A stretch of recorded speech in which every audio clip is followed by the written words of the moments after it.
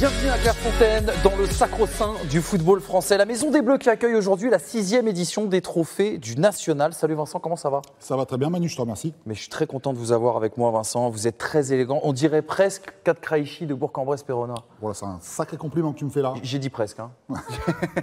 Alors cette année les amis, vous le savez, Covid oblige, on a décidé de bouger un peu les meubles et de vous proposer un tout nouveau format pour cette cérémonie. On est ensemble pour 1 heure, sans doute même un petit peu plus. Et l'idée va être de vivre un moment bien propice un peu à la confidence, de mieux comprendre aussi qui sont les lauréats et surtout quelle a été leur saison. La promesse, c'est que tout ce qu'on ne vous a pas encore dit sur cette saison sera révélé ce soir. L'objectif, c'est d'enterrer cet exercice 2020-2021 comme il se doit avec nos invités. Vincent, 7 trophées à remettre ce soir, ça va être une superbe soirée. Exactement Manu, on aura le trophée du meilleur gardien, du meilleur entraîneur, du meilleur espoir, du meilleur joueur et aussi en vidéo, on aura aussi le trophée du meilleur arbitre, du projet social club et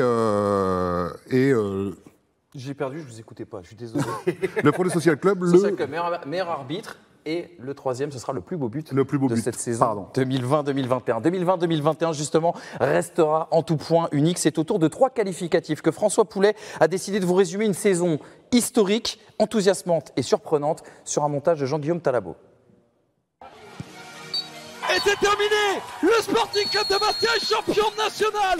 Comme le 7 mai 2011, Bastia l'a refait. 10 ans après, le Sporting, on le savait, va retrouver la Ligue 2, mais s'offre un titre de champion. Bravo messieurs. On dit que les grands clubs ne meurent jamais. 10 ans après son dernier titre dans la division, le Sporting Club de Bastia trône de nouveau tout en haut du national et évoluera la saison prochaine en Ligue 2. Une nouvelle étape pour le club turquini et ses nombreux supporters repartis de National 3 et qui enchaînent une 3e montée consécutive historique. Mais il n'est pas de beau champion sans un excellent dauphin. Que dire de Quevilly, Rouen Métropole qui retrouve la Ligue 2 2 ans seulement après l'avoir quitté. Le club normand a aussi fait dans l'inédit cette saison avec son entraîneur Bruno Irles qui enchaîne une 2e montée consécutive en Ligue 2 avec 2 clubs différents. Là encore, c'est historique. QRM a aussi pu compter sur son duo prolifique Andrew Young, Othman Dadoun, 34 buts à eux deux. Bastia et Quevilly nous auront offert une lutte acharnée pour le titre jusqu'à l'avant-dernière journée et une finale pleine de suspense. Comme chaque saison, le National nous a permis d'assister à l'éclosion de talents à l'état pur. Plus particulièrement cette année, des jeunes qui sur ce terrain d'audace ont voulu se distinguer et marquer les esprits. Chacun son style, l'inarrêtable Manso Bilal Brahimi, l'infatigable tango Mehdi Boudjema ou encore le buteur de Borgo Wilson Isidore. D'autres brillaient dans les divisions inférieures et continuent de scintiller après une saison de découverte en national. Le Red Star a pu compter sur Damien Durand. Orléans a trouvé son buteur avec Carnegie Antoine et Annecy a fait confiance à son prodige Miguel Alfarella. Et puis chaque spectacle a ses têtes d'affiche. Cherendoy, Shauki Ben Saada, Christophe Kerbrat, Benjamin Cornier ou encore Anthony Le Talec, pour ne citer que, sont ces acteurs de renom qui donnent au championnat national une dimension encore supérieure. Enfin, cette saison 2020-2021 nous a bien sûr offert son lot de surprises et de rebondissements. Du suspense, il y en a eu à tous les étages.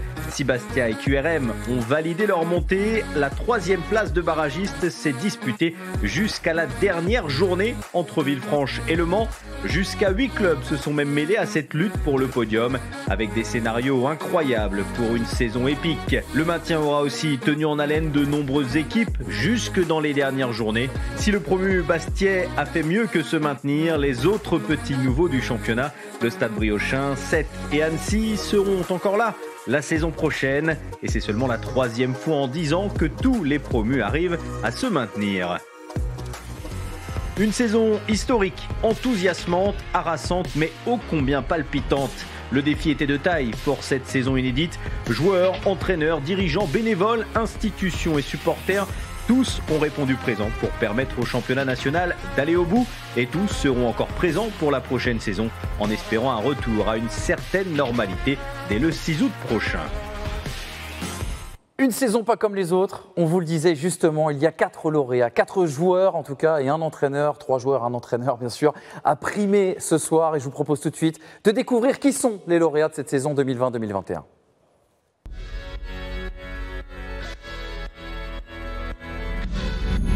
Anthony Mandrea.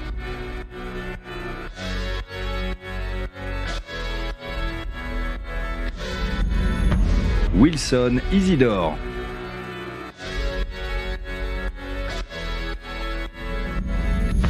Mathieu Chabert.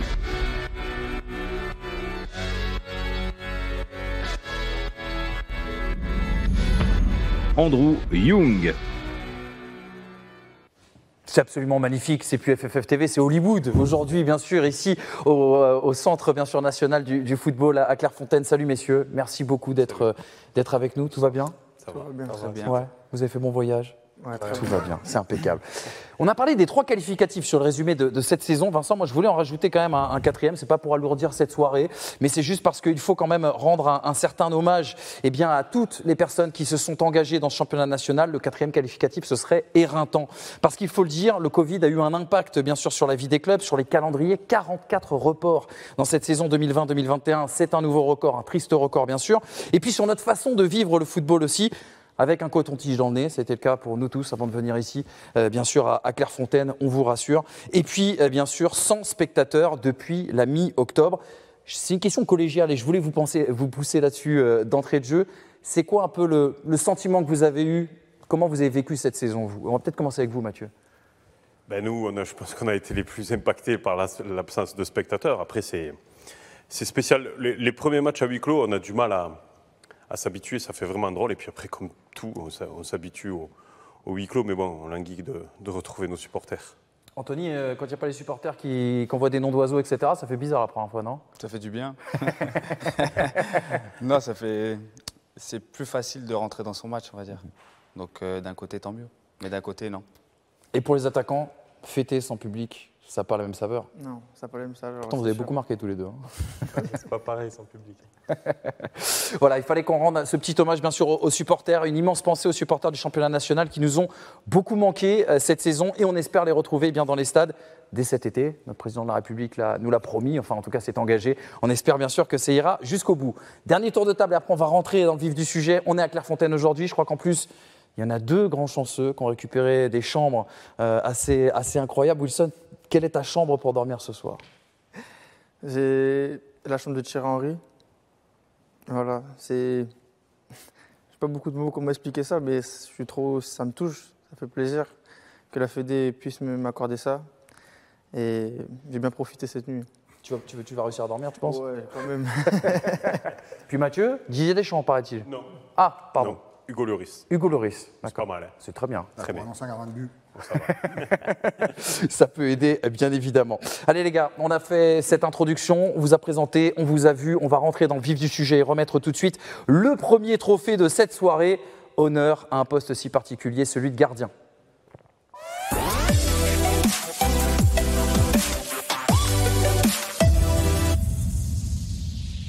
Bon, on va ménager le suspense. Ça y est, vous le savez, c'est Anthony Mandrea, bien sûr, le meilleur gardien de cette saison 2020-2021. Vincent, je laisse l'honneur à un ancien gardien du National de récompenser le meilleur gardien de cette saison. Félicitations, Anthony, on est très content pour toi. Il faut le dire, cette décision elle est plutôt unanime au niveau des coachs et je pense que beaucoup de gens, bien sûr, la partagent. On va juste regarder très rapidement qui étaient les nommés dans cette catégorie. Anthony Mandrea, forcément. Franck Lostis de l'US Orléans qui a réalisé une magnifique saison. Et puis le Bastia, Thomas Vincenzini, bien sûr, qui également, on est très content de le voir parmi ces 3 nommés. On t'a préparé une petite infographie, Anthony, pour commencer. C'est ton âge. C'est le truc qui nous a le plus choqué. Regarde un petit peu. Anthony Mandrea, 24 ans. Tu es le plus jeune gardien primé, en tout cas, dans cette catégorie. Il y avait Oukidja et Pondemé qui avaient réussi à faire baisser un peu la moyenne en amenant en dessous de 30 ans. Toi, là, la moyenne, tu l'as complètement explosé. Et Vincent, je crois que tu as une autre stat significative de la saison d'Anthony. Exactement, parce que c'est vrai que dans cette saison, Anthony a quand même eu 10 clean sheets. On dit souvent, et généralement les coachs disent qu'un très bon gardien doit au moins te ramener 10 points dans la saison. On a eu Stéphane Rossi au téléphone qui nous disait que les 10 points étaient déjà acquis à la trêve. Une petite réaction sur ta saison, Anthony. C'est la première fois que tu étais numéro 1. C'est la première fois que tu avais les clés, on va dire, des cages. Qu'est-ce que ça a changé dans ton approche déjà de ton métier? Et pour avoir lu quelques interviews jusqu'à présent, j'ai l'impression que c'est psychologiquement, en tout cas c'est ce que tu as dit, psychologiquement que tu as step up cette année. Oui, complètement. Je suis venu à Cholet pour pour gagner en maturité, en expérience. Je pense que c'est acquis. Voilà, c'est qu'une partie, il reste beaucoup encore à acquérir, mais c'est le but. Voilà, j'ai grandi, j'ai appris beaucoup de choses, notamment ce qui est le poste de numéro 1. C'est vraiment un poste à part et compliqué. Donc c'est un honneur ce soir de pouvoir avoir ce trophée. Et je voudrais remercier tous les coachs et tous ceux qui ont voté pour moi. Alors, cette saison, on ne t'a pas vu, nous avec Manu en tout cas, on ne t'a pas vu te trouer. Et heureusement, je dirais, parce qu'il y a un derby que tu as joué en U12 contre Grasse. Et tu te trouves, ce jour-là, vous perdez 1-0 et papa, il a un regard noir pendant 2 jours. Hein. Elle ne m'a pas adressé la parole. Et moi non plus d'ailleurs. Je n'ai pas trop cherché à lui parler. Cet esprit de compétiteur, tu le dois à ton père justement, à cette éducation, à cette manière qu'il a eu de t'accompagner? Ouais, complètement. J'ai eu la chance que toute ma jeunesse, enfin du moins tout ce qu'il a pu faire, il l'a fait. Il m'a toujours accompagné là où il pouvait, jusqu'à la limite du raisonnable, bien sûr. Quand on allait jouer dans les quartiers de Marseille, etc., en jeune à Nice, il venait, il faisait le déplacement, il tapait la route le dimanche, etc., avec ma mère. Donc ouais, il m'a forgé un petit mental. Après, j'ai fait le reste. Et il t'a même construit, paraît-il, des buts en PVC. Alors on a cherché, je ne vais pas te mentir, on a cherché la photo. Ça fait 1 semaine qu'on a enquêté à peu près partout, on ne l'a pas trouvé. Mais raconte-nous cette histoire, des buts en PVC dans le jardin familial, c'est ça en fait? Ouais, j'ai la chance d'avoir un assez grand jardin chez mes parents. Et il avait pris la peine de construire ce but en PVC. Bon, le but, il n'était pas adapté à ma catégorie, il était assez grand. Mais ouais, il m'entraînait, il avait un petit sac de ballon, il m'entraînait, il me faisait des frappes. Il m'en mettait plein la gueule quand il fallait le faire, mais ouais, il a construit ce but et c'est des magnifiques souvenirs. Alors forcément, Anthony, cette saison, en fait, quand on regarde comme ça, quand on analyse, on a l'impression qu'elle a été facile. Mais ce qu'il faut savoir, c'est quand même qu'il y a des gens autour de toi et des proches qui ont fait d'énormes sacrifices. Tu l'as dit, tes parents, mais ta femme aussi. Ouais, complètement. Ma femme, on a pris la décision qu'elle vienne avec moi à Cholet. Voilà, on a déménagé. Elle n'a pas travaillé pendant 1 an. Elle s'est sacrifiée pour s'occuper de ma fille. De la naissance de ma fille, voilà, elle a fait ça pour moi et je suis redevable. Un point de vue assez personnel sur ta saison, on a eu la chance de pouvoir quand même te commenter sur de nombreux matchs. Ce qui nous a impressionnés, et c'est sans doute ce dont les téléspectateurs qui ne te connaissaient pas jusqu'à présent sont peut-être en train de voir, c'est ce côté force tranquille. On a l'impression que on parlait de cette stade, 24 ans, déjà meilleur gardien du championnat national, là où très souvent, c'est des garçons d'une trentaine d'années qui ont été primés. Toi, on a l'impression que cette maturité, tu l'as acquis bien sûr très rapidement. Et pourtant, quand on appelle tes coéquipiers, quand on parle avec ton coach, il paraît que tu es l'un des plus gros chambreurs de ce vestiaire. Dr Jekyll, Mr Hyde un peu. Ouais, je suis celui qui met le petit grain de sel qu'il ne faut pas. Ouais, je les laisse se chambrer entre eux. Et puis moi, je rajoute mon petit grain de sel. C'est drôle. J'aime bien faire ça. Ton plus beau match cette saison, on a posé la question à Stéphane Rossi, ton coach. Il nous a dit, moi je pense que c'est contre l'US Créteil-Lusitanos. À lui tout seul, il nous a fait gagner les 3 points. On a nous choisi ce qui est pour nous ton plus bel arrêt de la saison. Ça résume parfaitement en tout cas la saison que tu viens de la faire. Je te propose qu'on le regarde et puis qu'on réagisse juste après.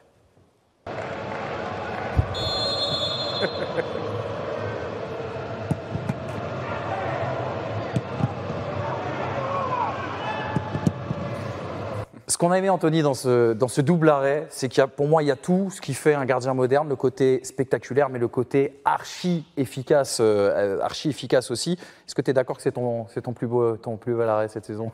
Désolé, coach. Ouais, pour embêter le coach, ouais. Alors justement, Mathieu, c'était contre toi, et toi qui as été gardien de but, tu as déjà fait un arrêt comme ça? Je ne me souviens plus. Certes, peut-être, ouais, mais c'est un bel arrêt. C'est un beau double arrêt, surtout. Et toi, Vincent? Bah, moi, j'aurais peut-être fait cet arrêt-là, mais je me serais certainement pas relevé derrière. Andrew, tu as marqué à l'aller contre Anthony. Exact. Par contre, il paraît, la rumeur dit qu'au match retour, tu étais blessé, mais qu'on n'a jamais su si c'était vrai ou pas. Raconte-nous un petit peu ton avis d'attaquant. Se retrouver face à Anthony Mandrea, ça fait quoi? Non, c'est un très très bon gardien du championnat. Il y en a beaucoup, mais lui particulièrement, c'est un très très bon gardien. À l'aller, j'ai pas eu la chance de lui remettre un but. Au retour, pardon. J'en ai mis un à l'aller, mais il pouvait rien faire. Mais après, c'est un très très bon gardien. Alors, et Anthony, il y a 2 personnes qui ont beaucoup compté pour toi justement sur l'arrivée à Cholet. Il y a Stéphane Rossi et puis le coach des gardiens, Saïd Zibala. Zahibila, ouais. Zahibila. Ouais, complètement. Non, il m'a apporté beaucoup de confiance et de sérénité.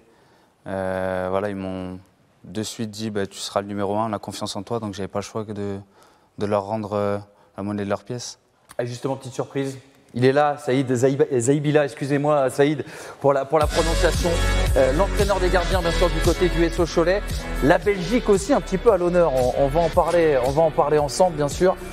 Saïd qui est arrivé du côté du SO Cholet il y a 1 an et demi, Saïd, c'est ça maintenant J'ai arrivé le mois de novembre de l'année passée. Alors Saïd, évoquons un petit peu déjà un petit mot sur le meilleur gardien du championnat national parce que tu l'as eu tout au long de la saison et tu l'as vu aussi progresser. Déjà, merci pour l'invitation et je vous félicite le coach et le club de Bastia parce que c'est un club qui a une grande histoire. Donc, moi, je connais Bastia quand j'étais encore gardien au Maroc. Et voilà, donc félicitations pour Kévi et bonne chance pour Villefranche pour le match barrage. Donc voilà. Au niveau d'Anto, donc quand il est arrivé à Cholet, donc moi, donc je remercie Anto aussi parce que pour sa professionnalisme et pour son investissement de travail. C'est un garçon, donc vraiment c'est une mentalité professionnelle. Et moi, ma manière, comment je travaille, comme j'ai travaillé en Belgique et comme j'ai travaillé en Afrique dans des équipes nationales, donc je suis très proche à mes gardiens parce que dans la vie, il n'y a pas que le football, il y a la vie privée, il y a beaucoup de choses, il faut partager beaucoup de choses avec tes gardiens. Mais après, à un certain moment, tu as le sérieux dans le terrain et tu as la vie privée de discuter de beaucoup de choses. Donc voilà. Et je remercie donc le club Choletais et la direction pour la confiance qu'ils ont donnée. Donc aujourd'hui, poste entraîneur de gardien, c'est très important. Donc j'ai arrivé le mois de novembre. J'ai une école des gardiens au club de Cholet. Et maintenant, je suis en train de faire une académie de gardiens. Donc voilà. Et notre métier comme entraîneur de gardien, c'est un métier un peu à part. Alors justement, tu as monté un gros projet là, d'école de gardien de but. Tu recrutes des entraîneurs gardiens et tout ça, mais en fait, ton gros travail aussi, ce que tu as réussi à faire, et c'est ce qu'Anthony a souligné, et Anthony Martin aussi, avec qui on a eu la chance de discuter, qui nous disait qu'en fait, ton travail d'entraîneur gardien de but, c'était bien au-delà des qualités de l'entraîneur aussi, c'était au niveau de la pédagogie, où tu as réussi quand même à installer une grosse confiance entre vous tous. Au départ, Anthony est arrivé, donc on a discuté beaucoup de choses. Donc après, avant qu'Anthony Martin arrive à Cholet, j'ai cherché un gardien dans l'équipe réserve qui s'appelle Junior Nobi. Aujourd'hui, il part en équipe nationale de Gabon. Il fait la qualification de la CAN et la qualification de la Coupe du Monde. Donc il faut toujours donner confiance aux jeunes aussi. Et après, Anthony Martin, quand il est arrivé, donc moi, comme je dis toujours, tu dois être transparent et franc avec tes gardiens. On a dit qu'Anthony Mondria qui joue. Et toi, tu dois être le doubleur. Donc, mais Anthony Martin, il a beaucoup investi, il a beaucoup travaillé. Et c'est un garçon qui a beaucoup de qualité. Donc, le preuve qu'il était champion, je pense, 2 fois avec Bastia en National 3, National 2. Il a joué en Algérie en Ligue 1.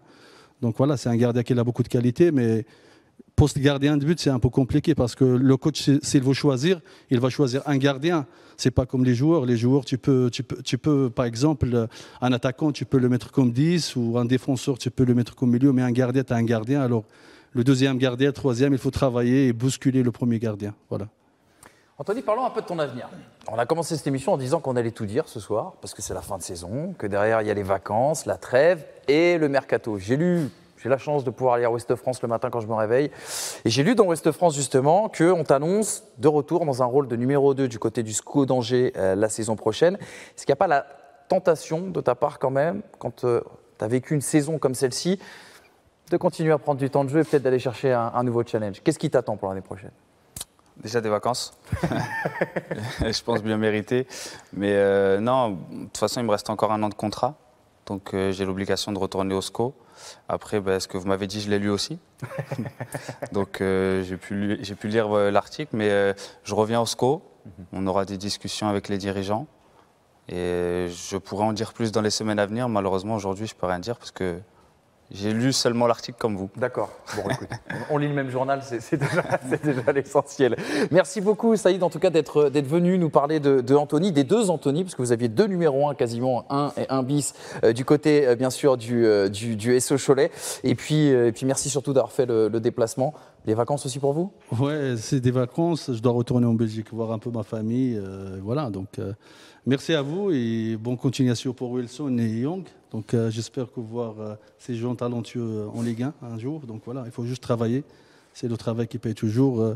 Et je vous remercie aussi le staff avec qui j'ai travaillé cette année.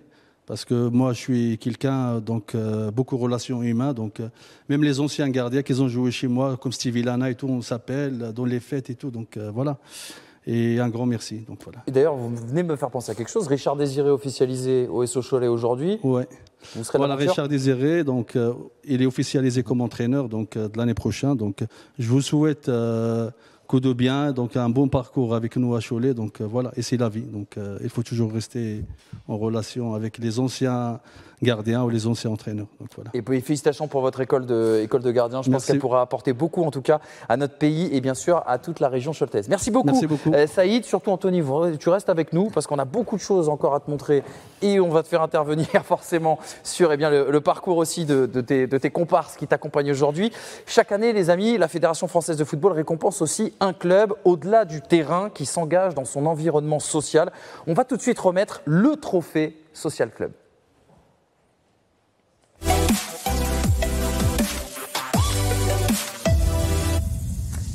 Qui pour succéder à la Berrichon Châteauroux, à l'USL Dunkerque, au Red Star Football Club ou encore bien sûr à l'US Concarneau? Quelle initiative a été primée cette année? Je vous propose tout de suite qu'on découvre l'identité du club qui vainqueur du trophée Social Club dans cette petite vidéo. Le trophée du projet Social Club a pris cette saison la direction du FC Annecy. Le club haut-savoyard a séduit le jury pour son engagement auprès de footballeurs en situation de handicap mental ou psychique. 2 actions de football adapté qui mobilisent l'ensemble du club annécien. Cap au foot, un grand tournoi organisé depuis 2017 chaque saison au Parc des Sports. Et les vendredis du foot adapté. Explication avec l'un des éducateurs du club, Nicolas Demario. C'est un projet qui découle d'une association avec qui on travaille, donc c'est Allons-y. Donc c'est une association avec qui on est en collaboration depuis maintenant 5 ans. Cap au foot, c'est un événement qui a pour but de rassembler plusieurs équipes de sport adaptés de la région Rhône-Alpes. Donc on fait un tournoi au Parc des Sports d'Annecy avec environ 150 participants par année. De ce projet découle la section sport adapté qui a lieu tous les vendredis après-midi. Donc il y a environ une trentaine d'inscrits sur 2 créneaux actuellement, donc qui s'entraînent tous les vendredis pendant 1 heure. Et donc ils pratiquent des entraînements en travaillant différentes choses comme la tactique, la technique et puis tous les aspects globaux du footballeur. Un projet auquel les joueurs de l'équipe première concentrés cette saison sur une opération maintien réussie adhèrent pleinement. Tous mobilisés pour Cap au foot, ils n'hésitent pas quand leur emploi du temps le permet à transmettre leur passion lors des séances du vendredi. On pense que le foot des fois c'est que ce qui passe à la télé ou le haut niveau. Et on voit aussi bien quand on se déplace avec des gamins ou avec des personnes en situation de handicap, que c'est aussi plein d'autres choses. Et c'est super important pour le club, pour les gamins, pour les personnes en situation de handicap, c'est super important. Ouais. C'est un vrai moment de partage. C'est même pas quelque chose où on va forcer ou quoi. Non, on rigole, on s'éclate, on prend du plaisir. Je pense qu'eux aussi. Et je pense que c'est ça le plus important. Un engagement social et éducatif qui n'est pas nouveau au Fessé, comme nous le rappelle le président de la SAS, Sébastien Faraglia. Ce qui nous fait plaisir, c'est d'avoir pu le mettre en lumière par le biais de la FFF. Ça, c'est une vraie nouveauté. Le Fessé Annecy n'a évidemment pas attendu que la RSE soit un sujet dans le monde des entreprises pour s'investir dans un certain nombre d'actions. Ça fait plus d'une dizaine d'années que le club est engagé au niveau du territoire sur les actions socio-éducatives, humanitaires. Et donc c'est une très très bonne nouvelle pour l'ensemble des équipes. Un savoir-faire en matière de RSE donc reconnu dans la région. Le faire savoir est aussi devenu un objectif pour informer et mobiliser le grand public. On essaye de communiquer au grand public qu'on n'est pas qu'un club de foot. On essaye aussi d'autres actions, des actions socio-éducatives, notamment avec le tournoi Cap au foot et les vendredis du foot, en diffusant sur toutes nos plateformes, que ce soit Facebook, Twitter, Instagram, avec des petites vidéos. Essayer de partager ce qui se passe à l'intérieur et faire comprendre aux gens de l'extérieur tous les événements qu'on met en place. Le FC Annecy, qui disputera dès le 6 août, date de reprise du championnat, sa 2e saison en national, va bien sûr poursuivre sa structuration sportive. Rendre encore plus performant son engagement citoyen fait aussi partie de ses préoccupations. Le président Faraglia est d'ailleurs porteur d'une bonne nouvelle. On avait le projet de créer cette fondation, mais le mot fondation ne correspond pas juridiquement à l'entité qui va héberger ces actions. Ce sera un fonds de dotation qui verra le jour au 1er juillet. Merci Aurélien Durand pour ce superbe sujet, bien sûr consacré au FC Annecy. Félicitations au FC Annecy, donc un club, on l'a dit, engagé sur les terrains, mais engagé aussi également dans son environnement social, sociétal bien sûr, et associatif. Vincent, on en parle souvent de votre expérience déjà de gardien, de cette historique, de cette carrière. Vous m'avez souvent dit qu'être joueur en national, c'est pas uniquement se concentrer sur le terrain, il faut aussi également apporter une petite pierre, on va dire, à son club. Oui, exactement, parce que forcément, on a les jeunes, les personnes handicapées ou plein de choses en fait, qui vont regarder que les matchs nationaux, même si ça reste du national, comme certains disent. Le national, c'est déjà un sacré niveau. Et les jeunes peuvent s'identifier. Et moi, j'ai eu cette expérience justement quand j'étais joueur à l'AS Évry en national, c'était en 2001, ça vous paraît vieux, vous les jeunes. Wilson n'était pas né. Il n'était pas né. C'était ma dernière saison et on allait nous dans les quartiers, dans les gymnases voir les jeunes et discuter un petit peu avec eux. Anthony, tu disais qu'avec le SO Cholet, avant la pandémie de Covid qu'on connaît, tu étais toi-même investi bien sûr avec ton club dans ce genre d'animation et d'ateliers en dehors du terrain. Ouais, on en avait fait une avant la deuxième vague du Covid dans un centre qui s'appelle l'Autre Faubourg où il y avait plusieurs ateliers.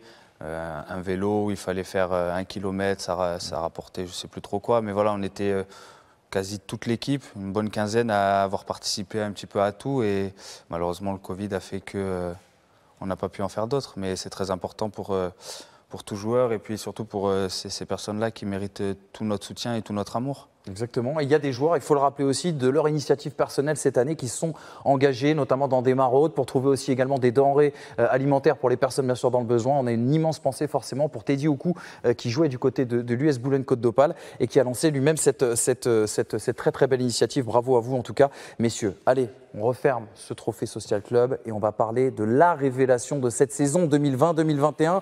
Il est à côté de nous, vous allez voir, ça va envoyer.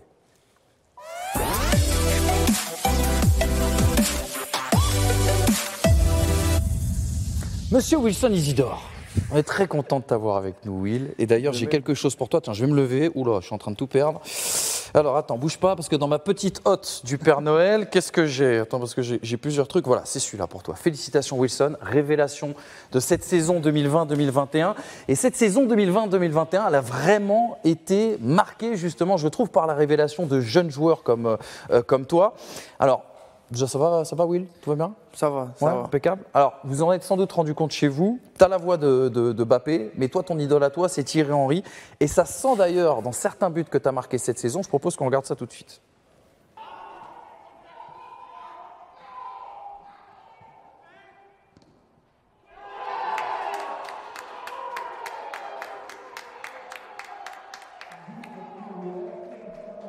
Alors j'aurais préféré cette séquence avec les commentaires de Jean-Philippe Thibaudot parce que voilà, on aurait pu s'enthousiasmer encore un petit peu plus. Oui, là on est dans le mimétisme avec Thierry Henry quelque part.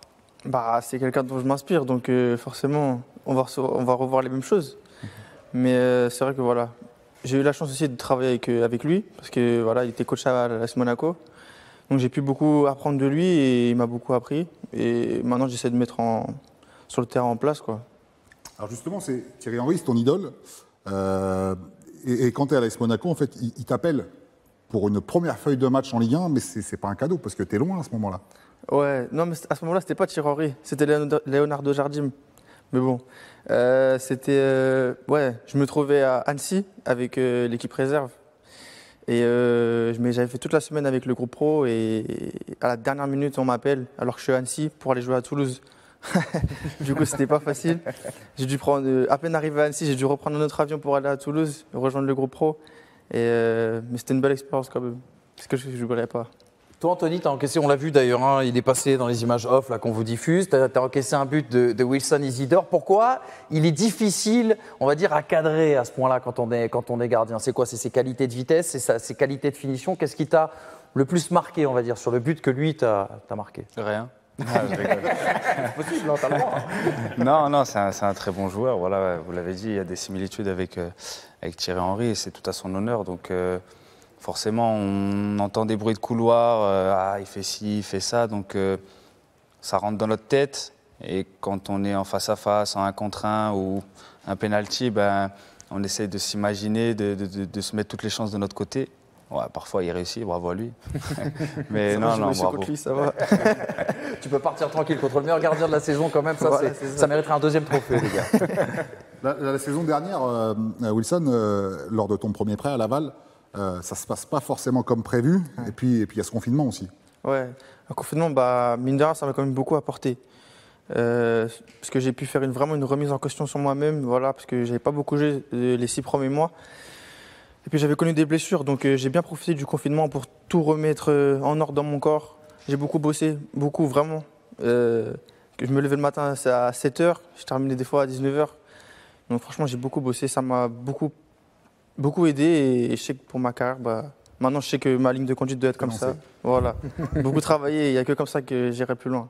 Et pendant le confinement, il y a eu la famille, parce qu'on ne peut pas parler de Wilson Isidore sans toucher un mot sur ta maman déjà, qui t'a eu bien sûr très très jeune. T'es fils unique aussi, il faut le rappeler. Ton beau-père a énormément compté aussi dans ta construction d'homme, mais dans ta construction de joueur aussi. J'imagine qu'avec ce trophée à côté de toi, tu as une immense pensée pour eux aujourd'hui. Je ne vais pas trop parler de ma mère, parce que je vais pleurer sinon. Non, mais c'est des personnes qui sont toujours là pour moi, qui m'accompagnent partout où je vais. Par exemple, ils ont pu venir me voir à Bastia un mois, mon beau-père est encore chez moi à Bastia. Donc c'est des personnes qui m'ont beaucoup aidé. Je les remercierai jamais assez. Et c'est juste si ce trophée il est pour eux, je leur dédie à tous mes proches. Et j'espère que ça leur fait plaisir. Madame Isidore, le trophée sur la cheminée, il arrive. Hein. On l'envoie dès la fin de la cérémonie. Je vais le mettre bien sur une armoire chez elle. Alors évidemment, Wilson, il y a la famille, hein, un peu comme Anthony, mais tu as aussi un pote, comme un frère. Ouais. Qui t'a toujours soutenu, et même dans les moments les plus difficiles de ta jeune carrière. C'est clair. Ouais, j'ai un ami qui s'appelle Naël Osni. Après, j'en ai d'autres qui m'ont beaucoup soutenu aussi, mais principalement, c'était lui. Je parle pendant le confinement, il se levait tous les matins, lui aussi, avec moi à 7h. C'est quelqu'un qui est toujours derrière moi. Il m'envoie tous les jours des messages, que ce soit même avant les matchs, après les matchs. T'as bien joué, t'as pas bien joué. C'est quelqu'un qui m'aide beaucoup dans ma vie en tant qu'homme et en tant que joueur. Et pareil, je le remercie beaucoup. Et j'espère que on sera amis toute la vie. Faire attention quand même qu'il ne t'appelle pas pendant la causerie du coach. Non, toujours éteint le téléphone pendant la causerie. Tu fais bien de parler de cet ami-là, parce qu'il a beaucoup compté quand ça a été difficile pour toi du côté du Stade Rennais. À ce moment-là, grâce à lui, grâce à tout l'entourage justement qui t'a accompagné dans cette expérience, tu t'es accroché, tu as bien fait, parce que derrière tu pars à Monaco. Et ton premier match en Ligue 1, tu joues contre le Paris Saint-Germain, c'est ça ? Ouais, c'est ça. Franchement, j'étais pas préparé du tout. J'étais pas préparé. Un premier joueur se blesse à la 17e. Et ensuite, à la 47e, le joueur qui est rentré à sa place se blesse aussi. Signe du destin. Ah, là, c'était vraiment signe du destin. Et donc, quand il se blesse, tout le monde se tourne vers moi. Voilà. Et moi, je reçois une grosse pression, boule au ventre et tout. Waouh, j'ai jamais ressenti ça. Et du coup, j'ai eu le temps de m'échauffer quelques minutes. Après, le coach Henry m'a parlé dans l'oreille. Il m'a dit que fallait que je fasse comme je fais à l'entraînement chaque semaine, me lâcher sur le terrain. Et puis que ça allait payer. Et puis j'ai pu faire une bonne rentrée. Après, j'ai fait d'autres matchs aussi.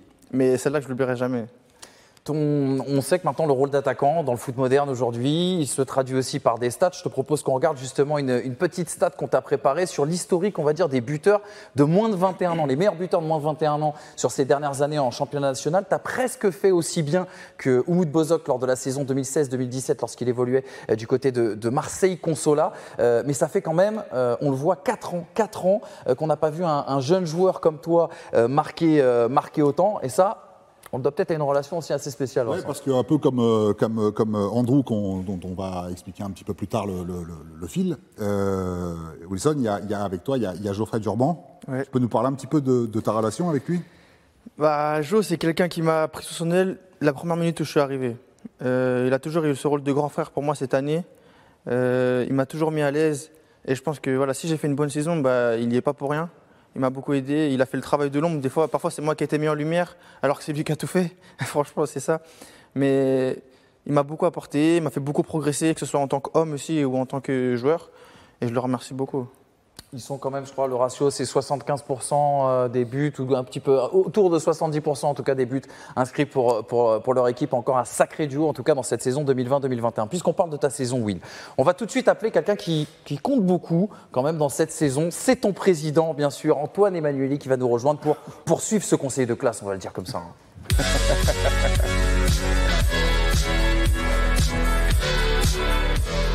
Bonsoir Antoine, comment ça va? Très bien, bonsoir tout le monde. Antoine, ça me fait plaisir de vous voir à côté d'Andrew Young et à côté de Wilson Isidore parce que les gens ne le savent pas. Je vais le dire, je suis désolé Antoine, mais ça aurait pu être la doublette aussi du FC Bastia Borgo cette saison. On ne peut pas toujours faire carton plein, mais bon, ça aurait été... Non. Si tu peux juste rajouter... Pardon, ça ne s'est pas fait, bon, mais ça a été une rencontre...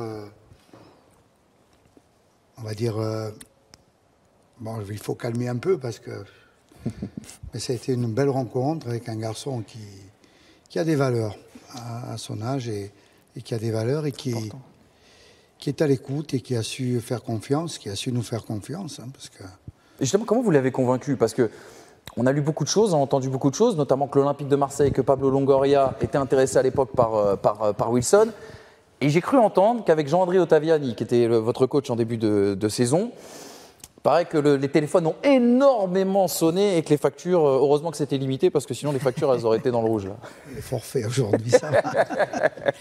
Non, ça s'est fait sur la saison précédente, puisque nous avions rencontré, il avait disputé la deuxième partie du match à Borgo, et bon, on a découvert quelqu'un...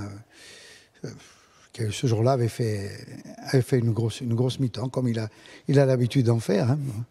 Et on s'est demandé pourquoi il ne jouait pas trop, il n'avait pas de temps de jeu.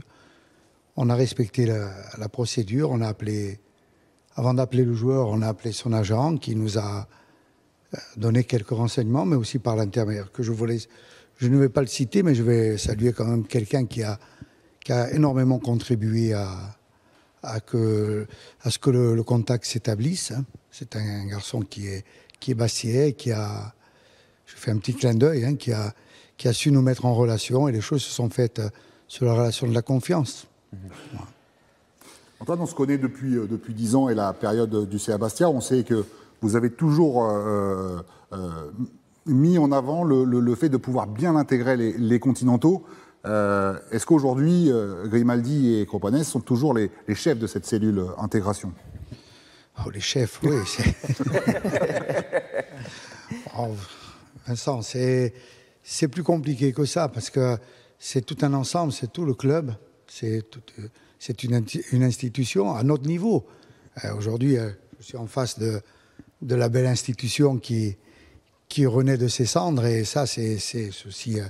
à souligner et à féliciter aussi. Et c'est un grand plaisir, même si nous, on a raté notre saison, mais bon, ça nous met du baume au cœur. Et entre les performances de Wilson et les performances de nos voisins et amis et de notre club, parce que c'est le club leader, c'est l'institution en Corse pour nous, et ça nous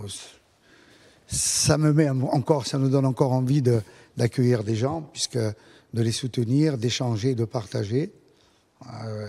On n'a pas beaucoup de moyens, mais on a quand même des installations, on a une qualité de vie, et c'est la relation de confiance. Tout à l'heure, tu évoquais le cas de Joe Durban, mais moi j'ai insisté à ce qu'ils aient la même chambre, qu'ils aillent souvent, souvent déjeuner ensemble. Voilà, il y a 2 ans, pour l'anecdote, au Zumo et Foulon, on a fait la même chose, et en National 2, ils avaient été très performant aussi. Donc, c'est ce travail-là, mais je ne suis pas seul. Il y a toute une équipe, il y a surtout le staff, et puis il y a les dirigeants aussi qui sont très proches. Hein. José, Jean-Paul, tout le monde est là, tout le monde participe un peu à cette façon de fonctionner. Antoine, il y a une chose sur laquelle tu voulais insister par rapport à Wilson, quelque chose qui t'a marqué, on en a parlé hors antenne avant, c'est l'élégance de Wilson Isidore, l'élégance notamment lorsque Jean-André Ottaviani a quitté le club. Wilson a mis un très beau message, notamment sur les réseaux sociaux, et je sais que c'est quelque chose sur lequel tu voulais insister. Oui, j'ai pas été surpris, parce que c'est un garçon qui a des valeurs, je disais, qui s'est exprimé très librement et très sobrement, mais avec des mots justes. Voilà, nous, on a pris un choix au club, on a fait une décision, c'était un choix. Maintenant, il est plus facile Mathieu, pardon, hein, connaît l'âge de se séparer d'une seule personne, mais bon, on s'en est exprimé. Pour nous, c'était ce choix-là, mais les joueurs, ils ont aussi leur part de responsabilité. Voilà. On a pris cette décision, on l'a assumée, et après, chacun s'est exprimé avec ses mots. Et il a eu des mots justes. Voilà. Parce que Jandré, pour revenir sur la discussion, moi j'ai fait mon rôle de dirigeant, et Jandré a fait son rôle d'entraîneur. Et je me suis effacé, et le lien est passé entre les deux. Voilà. Il a été très très important pour toi, Jean-André Ottaviani. Ouais, beaucoup. Je pense que voilà, c'est pareil que Jo. Il n'est pas pour rien dans cette saison que j'ai fait. Il m'a fait engranger beaucoup de confiance. Et j'espère que je ne la perdrai pas. Mais il m'a beaucoup aidé, que ce soit même en dehors. Quand je suis arrivé, tout de suite, il m'a amené manger quelque part. Et voilà, il m'a mis à l'aise, et que ce soit avec le groupe aussi. Et je le remercie beaucoup. On va toucher un petit mot, puisqu'on le dit, le nouveau slogan bien sûr du National, c'est révélateur de talent, c'est en effet ça. Quelque part, moi je voudrais qu'on touche quand même aujourd'hui, c'est toi Wilson bien sûr, la révélation de cette saison 2020-2021, mais on a découvert tout un tas de talents dans cette saison qui nous ont véritablement enthousiasmés. Je voudrais qu'on regarde déjà les nommés, ceux qui étaient nommés à tes côtés. Bilal Brahimi, qui nous a régalé, enthousiasmé en tout cas à chaque fois qu'on a eu l'occasion de le commenter. Damien Durand, qui a été juste exceptionnel sur la première partie de saison, où pareil, on le trouvait plutôt inarrêtable. Et je voudrais aussi qu'on ait une pensée pour d'autres joueurs. Un garçon d'ailleurs qui est l'un de tes amis, je crois, Mehdi Boudjema, qui a fait une super saison du côté du Stade Lavallois. Franchement, Mehdi, après moi je le savais déjà qu'il était super fort. J'ai eu l'occasion de jouer plein de fois contre lui quand j'étais jeune, quand il jouait à Guingamp. C'est un super mec déjà, et c'est un super joueur. Et c'est vrai qu'il aurait pu être parmi les trois. Après, voilà, il y a eu des choix à faire. Mais il aurait pu mériter, c'est vrai. Je voudrais qu'on pense aussi, bien sûr, à Peter Wanet, à Zine Ounahi, également à un de tes coéquipiers, Anthony Sambou. Oui. Incroyable, ce garçon. Exceptionnel. C'est la folie sur son côté. Ouais, il va trop vite. Il est pénible. Sur les tests de puissance, ça doit être quelque chose, à mon avis. Et puis, bien évidemment, Amin Talal. Et on en oublie sans doute, j'imagine, beaucoup. Je sais que vous avez un petit chouchou, Vincent, ça va plaire à Mathieu. Ouais, mais c'est Tom Ducrot. C'était bien sûr exceptionnel. Merci beaucoup, Antoine, de nous avoir rejoints, d'avoir parlé avec la sincérité qu'on te connaît, comme d'habitude. Merci à vous. On va tout de suite, bien sûr, évoquer les meilleurs amis d'Antoine Emmanuelli. C'est bien sûr le moment du trophée du meilleur arbitre.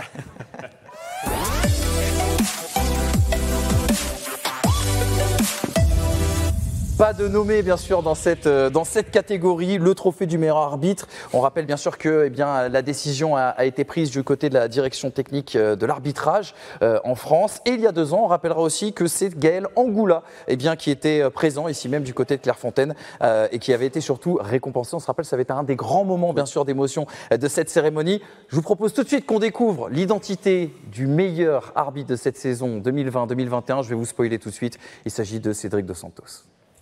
De la fierté, beaucoup de joie.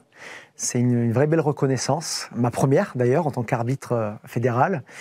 Donc vraiment une vive émotion parce que c'est un peu l'accomplissement d'une belle année sportive avant tout. Et je tiens vraiment à remercier l'ensemble de mes managers, la CFA, la DTA notamment, qui m'ont toujours accompagné et suivi. Et mes amis, ma famille qui me soutiennent au quotidien, c'est important. Et voilà, donc vraiment une grande fierté d'être là aujourd'hui.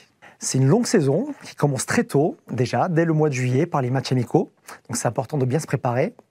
On a bien entendu nos tests physiques qui viennent lancer et donner le top départ de la saison. Et ensuite, c'est la régularité qui paye. C'est très important d'être régulier à tous les matchs. Chaque match est important. Le national est une division qui est difficile, avec des clubs en plus qui ont des objectifs également pour atteindre le monde professionnel. Et tout comme les clubs, on a nos objectifs personnels également. C'est de performer à tous les matchs et de se tromper le moins possible, c'est important. Donc on est les premiers malheureux dès lors qu'il y a une erreur, mais on fait en sorte, on est préparé pour ça et conditionné à cela pour être le plus performant possible. Et c'est vraiment la régularité sur la saison qui paye au final. Aujourd'hui, on a une préparation qui est professionnelle.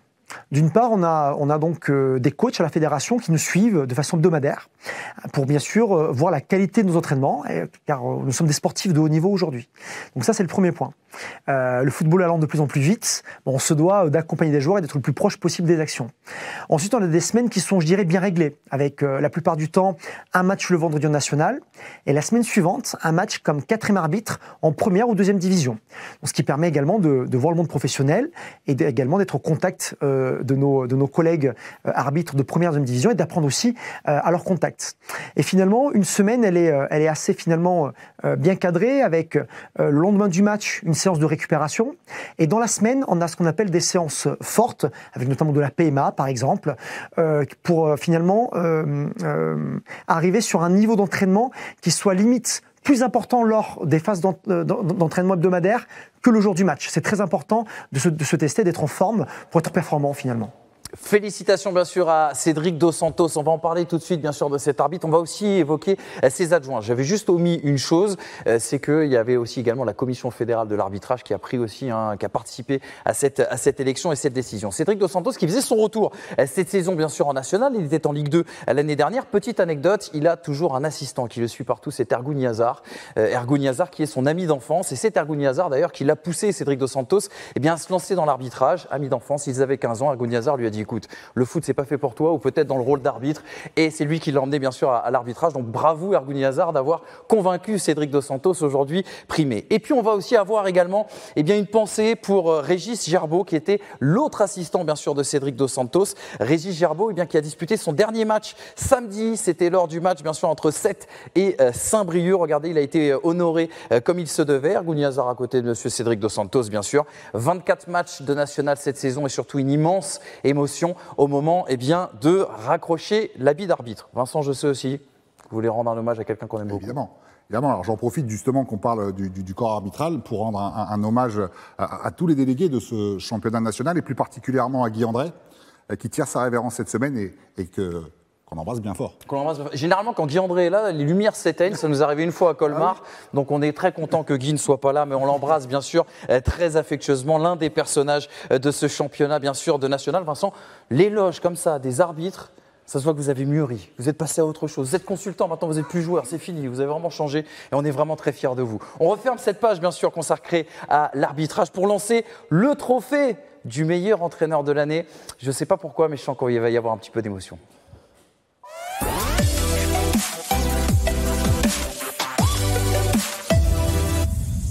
Mathieu Chabert. Mathieu Chabert qui est avec nous. On est vraiment content. Mathieu, tu as été beaucoup tracé. Alors bravo déjà, on te remet ce trophée. C'est Vincent qui va s'en occuper, de gardien à gardien, parce qu'on va évoquer aussi cette histoire-là. Mathieu Chabert, l'entraîneur. Mathieu Chabert, le joueur, le gardien. Mathieu Chabert, l'homme, bien évidemment. On est content de t'avoir, Mathieu. Parce qu'avec Canal+, on t'a pas beaucoup vu dans cette saison. Mais c'est normal, on aurait été à leur place, on t'aurait pris bien évidemment toutes les semaines. Un petit mot déjà sur les nommés à côté de toi. On va les voir s'apparaître. Maxime Dornano, qui a été l'une des grandes sensations de cette saison, et Bruno Irles, qui a réussi un coup incroyable, faire le back-to-back, c'est-à-dire faire monter deux équipes en Ligue 2 sur 2 années consécutives. Ça n'était jamais arrivé avant. Et pourtant, qui est ton opposé. Si lui était la neige, tu serais le feu, par exemple, et ce genre de choses. Ouais, on n'a pas la même manière de manager. Après, ça marche. La preuve qu'une manière marche et l'autre manière marche. Le tout, c'est de mettre beaucoup de cœur dans ce qu'on fait.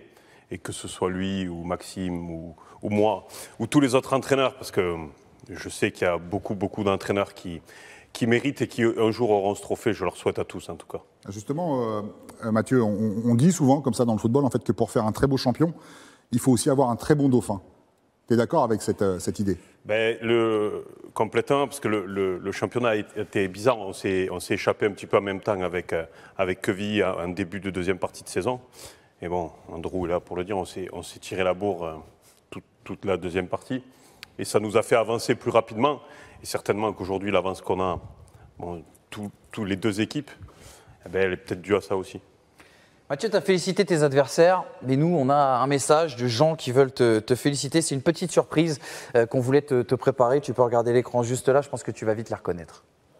Coucou papa, juste pour te féliciter. Gros bisous, je t'aime fort. Ouais, Mathieu, petit message pour te féliciter. Écoute, on est très fiers de toi, de tout ce que tu fais, de tout ce que tu as fait, de tout ce que tu vas continuer à faire.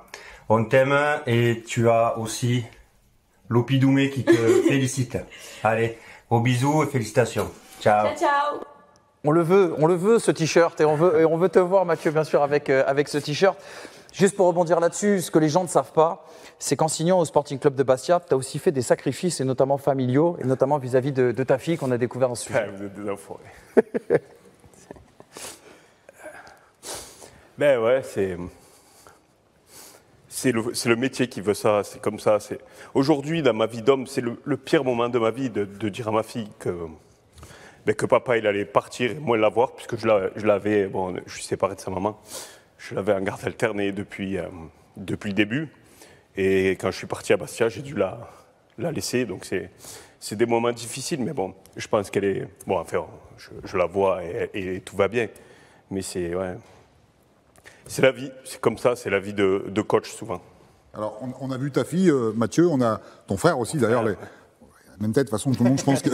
Voilà, c'est la même voix au téléphone. Alors, c'est Baptiste, grosse complicité, gardien de but aussi, Baptiste, comme toi. Et justement, ça fait pas un peu bizarre aussi quand vous avez 4 ans d'écart, lui, il a 11 ans, toi, tu as 15 ans, tu pars à Saint-Étienne et tu quittes ton petit frère alors qu'il y a tant de complicité? Moi, j'ai pas trop réalisé à ce moment-là parce que j'étais dedans. Moi, j'étais très foot. Donc, je m'en suis pas forcément rendu compte. Peut-être que lui, certainement plus. Il était bien meilleur que moi. Je pense que s'il avait continué, oui, parce qu'il est parti à la GIA lui après. Ouais, il aurait été. Je pense que ça aurait été un très très grand gardien, plus que moi. On va te montrer quand même une infographie. On a touché l'émotion, mais on va regarder quand même ce que tu as réalisé ces dernières années. Elles ont été bien remplies ces 4 dernières années, Mathieu. Il y a eu cette montée en Ligue 2 qui avait été sensationnelle avec l'AS Béziers. C'est d'ailleurs là qu'a été inventé le terme remontada, on peut le dire. Hein. C'était bien avant les péripéties du Paris Saint-Germain. Il y a eu cette montée en nationale l'année dernière, avec ce goût peut-être inachevé de ne pas pouvoir aller au bout de cette saison et de fêter véritablement, comme ça a été le cas eh bien cette semaine. Et puis cette dernière montée, ce titre bien sûr de champion. Quand tu te replonges sur ces 4 dernières années, justement, qu'est-ce que tu te dis? Que si on m'avait dit ça, sincèrement, il faut vraiment... Et puis moi, j'ai pas de carrière de footballeur. J'ai dû arrêter très tôt. Donc je suis un passionné de football. Et quand je pouvais plus jouer, je me suis dirigé rapidement vers le fait d'être entraîneur. Et je le dis pour toutes les personnes qui veulent s'orienter vers ce métier-là, il faut vraiment que... faut pas lâcher. J'ai eu plein d'échecs. J'ai envoyé des 200 CV par saison et où j'avais pas de réponse. Et je me suis accroché et puis voilà, aujourd'hui, j'espère que c'est pas fini surtout, parce que j'ai 42-3. Non, 42, putain, j'arrive pas. Ça a pris un an sur ce plateau. Voilà, il faut travailler, s'accrocher, toujours y croire, avoir un peu la chatte à Chabert, et puis après... Justement, tu as dit que tu avais beaucoup appris de ta première année en Ligue 2 avec l'AS Béziers. Qu'est-ce que tu vas faire de différent l'année prochaine avec le Sporting? Déjà, ce n'est pas les mêmes clubs. Déjà, les structures... On a passé une intersaison à Béziers très mouvementée, parce que le club n'était pas forcément prêt à accéder, alors que là, le club est... Bon, c'est un club magnifique, hein, je ne vais pas vous faire l'historique du Sporting, mais c'est un club emblématique du football français. Et aujourd'hui, le club, je pense qu'il est prêt structurellement à accéder à la Ligue 2, donc ça enlève beaucoup de poids. Après, il faut bien recruter, c'est le plus important. Il y a une partie de la saison qui se joue dans les semaines qui viennent. Et il faut être professionnel. Aujourd'hui, on aimerait tellement faire bénéficier à tous les joueurs de cette accession, mais malheureusement, on ne pourra pas. Donc... Je vais juger des joueurs, mais tous les hommes, je les adore. Voilà. Mais je vais être obligé de juger des joueurs, et c'est la partie la plus désagréable de mon travail, mais bon, c'est comme ça. Cette montée en Ligue 2, Mathieu, on imagine en fait qu'il y a eu plein de fiestas.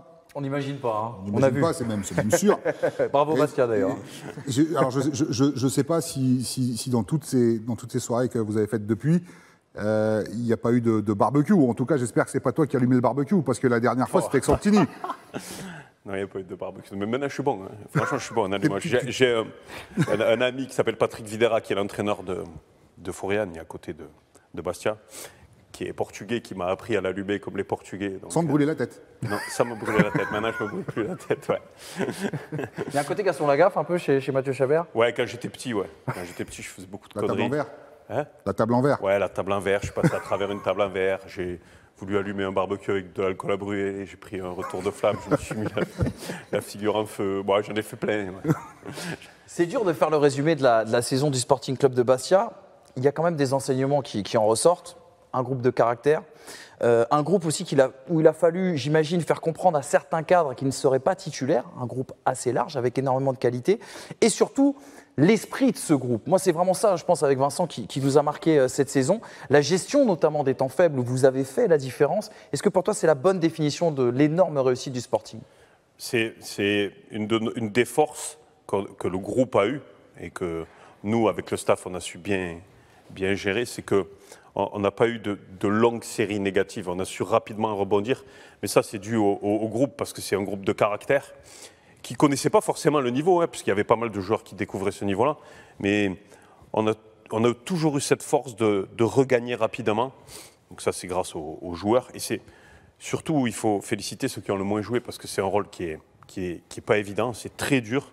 Mais il y a le parallèle avec Béziers. Avec Béziers aussi, les joueurs qui avaient très peu participé, donnaient beaucoup d'investissement dans les oppositions, dans les mises en place. Ils mettaient beaucoup d'intensité. Ou des fois, sur des mises en place, on avait du niveau de national, parce que j'avais la chance d'avoir un effectif de très bonne qualité. Donc sur le rythme, l'intensité, sur les entraînements, on était vraiment très très haut. Et puis on est l'équipe qui s'est entraînée. On a fait plus de 310 entraînements dans la saison. Donc on double à J-2, on double à J-4. On double souvent, on s'entraîne longtemps, beaucoup. Et ça se retrouve sur le terrain. J'en profite, je vous embête 2 minutes, pour remercier mon staff, parce que moi, je suis rien. Je suis la tête de gondole, je suis celui qui prend les décisions. Mais les décisions, elles sont toutes communes. Mais il faut remercier le staff. Il faut Frédéric Ney, Hervé Secli, Jérémy Collomb, le prépa physique, Nolan Martin qui l'aide dans la prépa physique et sur le retour des blessés. On a un staff médical très performant. On n'a pas eu beaucoup de blessés. Les blessés sont revenus rapidement. Le doc, Jean-Cry, l'ostéo, Mika, le kiné. Et puis on a un petit jeune qui s'appelle Hugo Hans, qui est le fils d'eux et qui a fait du super boulot pour sa première année dans l'analyse vidéo. Et puis Hervé Secli, qui est un historique du club, qui m'a beaucoup aidé dans l'approche globale du club, parce que ça fait 20 ans qu'il est dans le club. Et puis Doumé Agostini, qui est l'entraîneur des gardiens, et Manu Lefradé. Manu Lefradé, c'est l'intendant. Donc, je les remercie tous. J'espère que j'ai oublié personne, parce qu'ils le méritent tous. Mais bon, voilà, c'est le staff qui a réussi ce qu'on a réussi à faire. Et ça, c'est en partie pour eux. On a une petite photo à te montrer. On a exhumé là. Mais alors, ça remonte. Je crois que c'était du côté du FC Rouen. C'était avant le barbecue. C'est vrai, il y avait les cheveux encore. Il y avait les cheveux, c'était avant le barbecue. Mathieu Chabert, gardien de but. Ton époque de joueur, malheureusement, on sait ce qui s'est passé, on sait pourquoi ta carrière s'est brutalement arrêtée. Tu avais 24 ans, tu as trouvé une tumeur, bien sûr, du côté de la moelle épinière. D'après ce que nous a dit Baptiste, ton frère, aujourd'hui, tu es le meilleur entraîneur du championnat national, mais à cette époque-là, où tu avais tes cheveux peroxydés, non ? Tu avais fait une teinture. Ouais, j'étais un gris là, c'était la mode. À cette époque-là, jamais. Bon. J'ai plus besoin. Jamais tu aurais imaginé, jamais tu te serais projeté justement sur ce métier d'entraîneur. Non. Mais c'est comme les jeunes. Je pense qu'ils ne se disent pas ce qu'ils vont faire après. Et tant mieux, ils ont le temps, il faut qu'ils en profitent. Mais après, le jour où ça arrive, où on a un accident de la vie, on se dit, voilà, je suis passionné de football, qu'est-ce que je vais faire pour rester dans le football ? Il n'y a pas 50 milliards de solutions. Je vais essayer d'être entraîneur. Et voilà, j'ai démarré tout doucement, et pour en être là aujourd'hui. Mais je suis super content, vraiment. Mathieu, on a parlé de ton histoire. Il y a eu plein de vies, il y a eu plein de facettes. On a parlé bien sûr de ta personne, de ta saison. Parlons un petit peu de ton personnage. On a la chance de pouvoir compter sur l'aide de Jean-Philippe Thibaudeau, justement, qui, avec les soins et surtout le travail de Jean-Guillaume Talabo, ont préparé un best-of de tes meilleures réactions en conférence de presse, parce que là aussi, tu nous as beaucoup régalé. Quand je vois un public comme ça me fait bander. Je vous le dis, ça me fait bander. C'est pas de notre faute, c'est de la faute au Chinois qui a mangé le pangolin. J'en profite aussi pour saluer la performance de Tchouki Ben Saada, parce que si vous lui mettez un compteur kilométrique, j'allais dire au excusez-moi, mais ça peut faire un bon petit ventilateur. Tu vas nous manquer, Mathieu Chabert, l'année prochaine. Voilà, on aime beaucoup les conférences de presse avec le meilleur entraîneur de cette saison 2020-2021. Nos collègues de la Ligue 2 ils ont plein de magnétos à préparer pour l'année prochaine. C'est absolument extraordinaire. Un invité pour continuer, bien sûr, de parler de Mathieu Chabert, le meilleur entraîneur de cette saison 2020-2021. Qui de mieux que de faire appel au président du Sporting Club, bien sûr, de Bastia, Claude Ferrandi, qui va nous rejoindre tout de suite.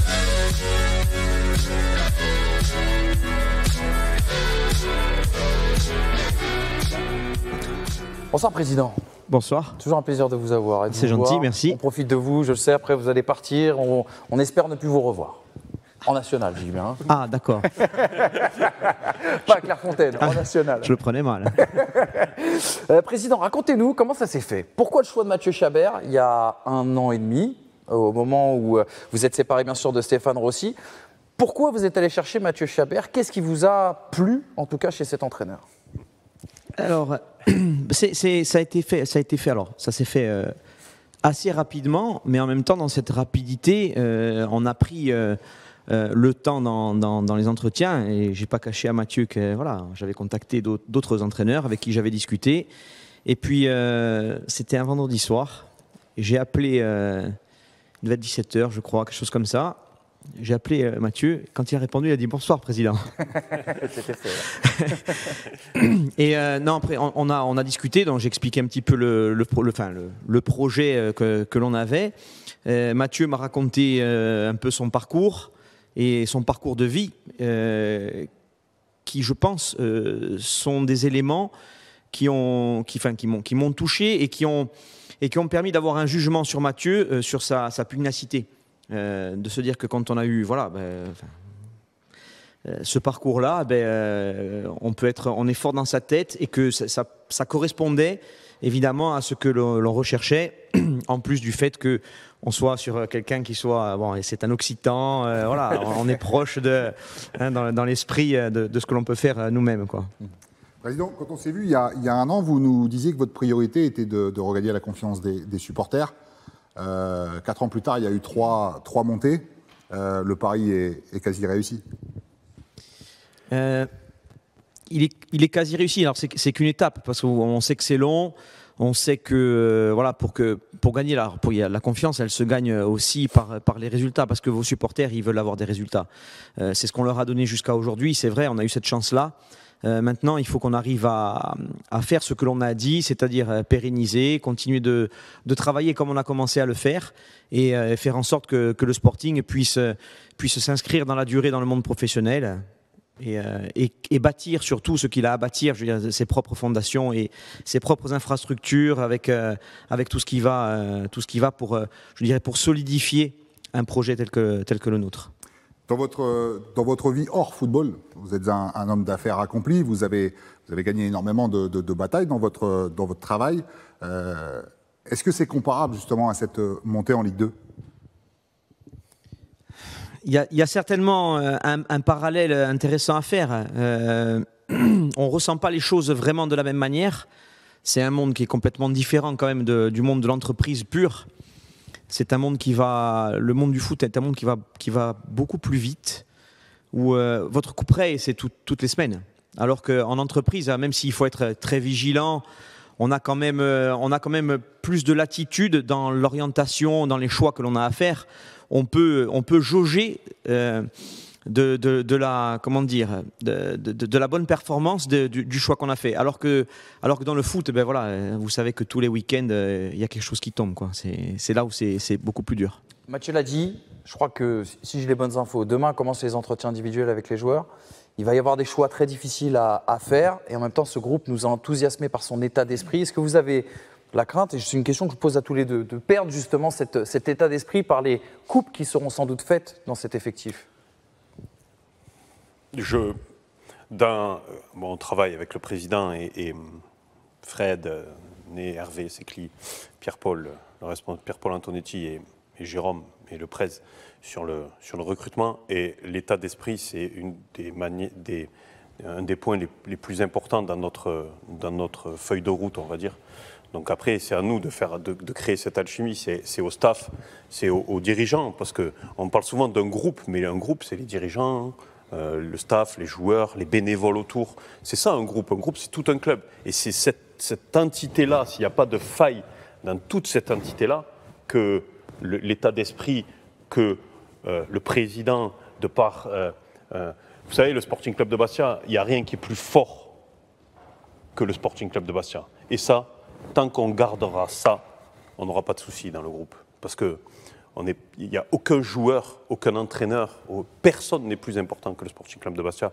Et ça, c'est ça qui fait qu'aujourd'hui, on en est là et je l'espère, on continuera à évoluer. Ça, c'est la chose la plus importante. Et c'est à nous, on est les garants de ça, et à nous de veiller sur ça. Mais il n'y a aucune raison que ça change.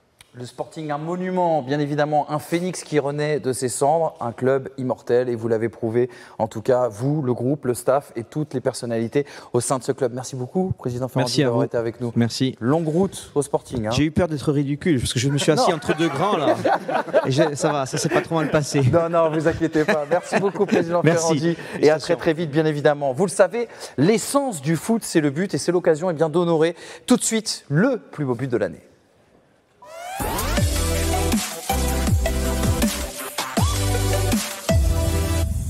Alors ce plus beau but de l'année, c'était à vous, chez vous, bien sûr, de décider sur les réseaux sociaux, notamment de la Fédération française de football. On va se faire une petite piqûre de rappel et revoir les 4 buts qui ont été sélectionnés, sur lesquels vous deviez vous exprimer.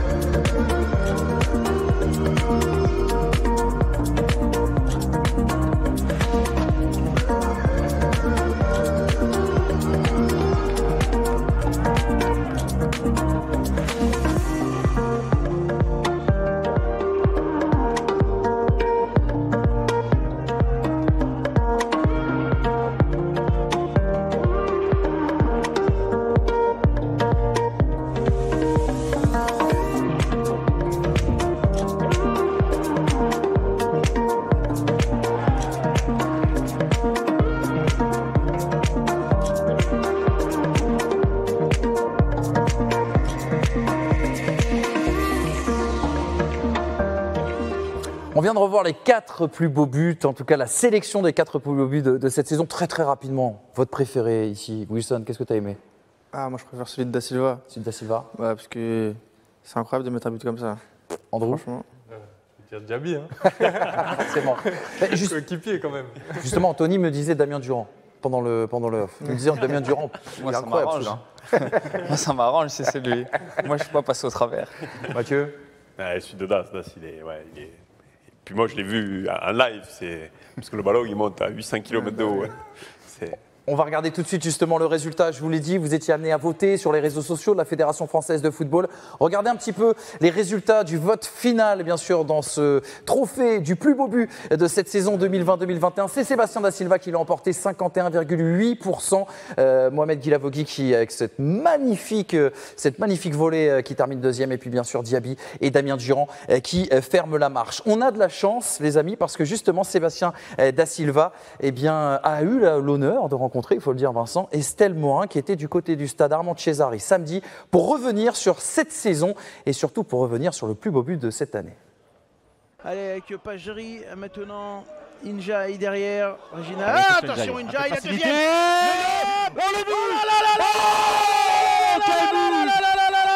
C'est Sébastien Da Silva. J'étais vers le rond central et en fait il y a l'axial gauche je crois qui veut transmettre à l'axial droit. Et j'anticipe, je la contre et en fait en la contrant il y a un rebond juste devant moi et du coup j'ai l'angle avec le gardien donc j'enchaîne directement avec la frappe. Sur ce but là je vais dire l'opportuniste, l'instinct, le fait d'anticiper et de voir rapidement. À chaque match je pensais à ça, j'aurais tellement aimé mettre ses buts dans le stade et avec le public mais bon l'important c'est de les avoir mis quand même et d'être allé au bout et d'avoir gagné le championnat. On va dire que j'ai pas eu une continuité j'ai pas enchaîné les matchs on va dire, une partie de 3 mois ou quoi que ce soit. C'était plutôt irrégulier pour moi, mais j'ai su saisir à chaque fois la chance que j'ai eue d'être sur le terrain et je suis content. C'est vrai que j'ai signé en 3 jours ici, je crois. On m'a appelé 2 jours après, j'étais dans l'avion et on m'a un peu pris pour un fou, mais au final, une grosse trentaine de matchs après, j'ai 2 accessions, un titre de champion et un trophée, donc c'est un trophée personnel, donc non, c'est sans regret. Je suis fier de ce que j'ai réalisé et de ce qu'on a réalisé tous ensemble. Il y a les stats de Sébastien Da Silva, qui fait partie des 5 meilleurs buteurs quand même de ce championnat national. Il y a ces beaux gestes, on l'a vu avec ce but qui est absolument incroyable. Mais moi, je voulais qu'on revienne avec toi, Mathieu, sur une chose. C'est le travail que ce garçon-là a effectué pour l'équipe. Quel état d'esprit, parce que c'est pas celui, il le dit dans le sujet, qui a eu le plus de temps de jeu cette année. Non, ils se sont partagés un petit peu avec Anto Robic. Das, c'est quelqu'un qui travaille beaucoup pour le collectif, qui pèse énormément sur les défenses. Moi, j'aime bien ce style d'attaquant-là. Je préfère les bûcherons les besogneux. J'aime bien. J'aime bien ça. Andrew, c'est plus un style bûcheron, même s'il a des pieds, attention. On va en parler justement. Regarde cette petite citation, Mathieu. Tu disais, lorsque Da Silva a signé en janvier 2020, du côté bien sûr du Sporting, Da Silva a une palette très intéressante. Il pèse beaucoup sur les défenses. Il va beaucoup nous apporter. Tu t'étais pas trompé. Non, c'est le profil type de l'attaquant, entre guillemets, de national qui pèse beaucoup, qui a beaucoup d'activité, qui a du déchet aussi, attention, hein, mais qui est. Et puis, c'est là où il a marqué le plus de buts, donc c'est bien, je suis content pour lui. On referme cette grande parenthèse consacrée bien sûr au Sporting Club de Bastia parce qu'il est temps d'évoquer le meilleur joueur de cette saison 2020-2021. Il est avec nous en plateau, vous le savez désormais qui c'est. C'est le dernier trophée de cette grande soirée.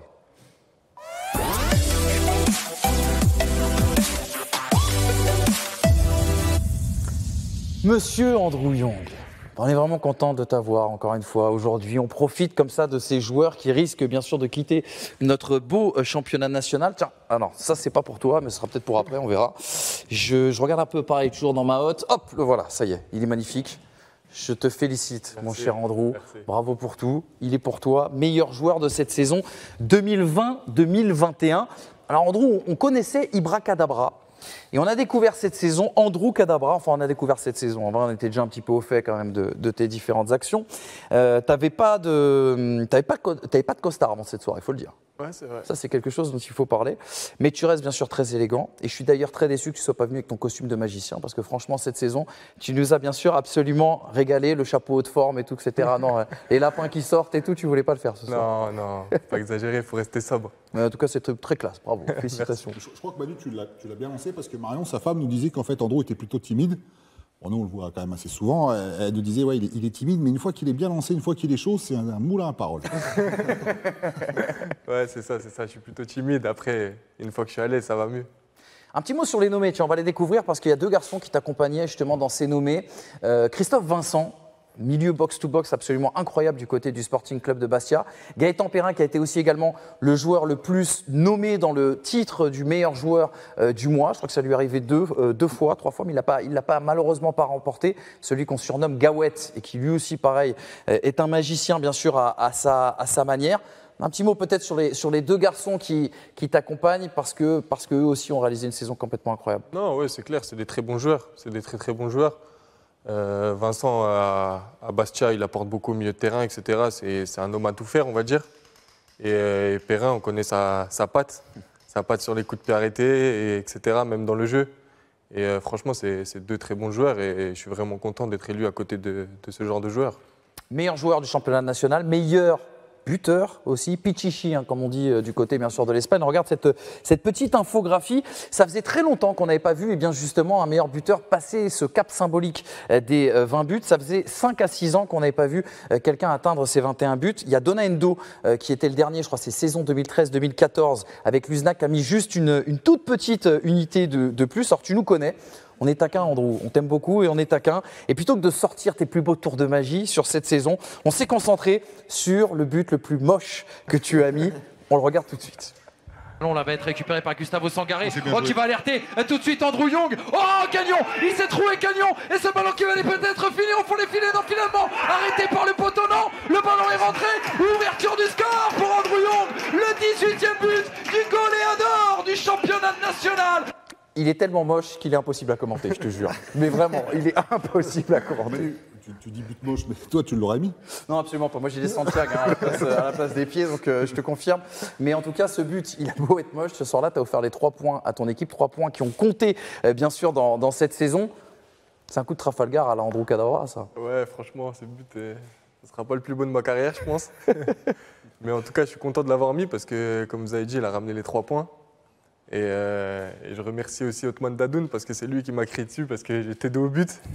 Et il m'a crié dessus, allez, va marquer là, en gros. Le gardien s'est troué. Donc j'ai réussi à le mettre et tant mieux.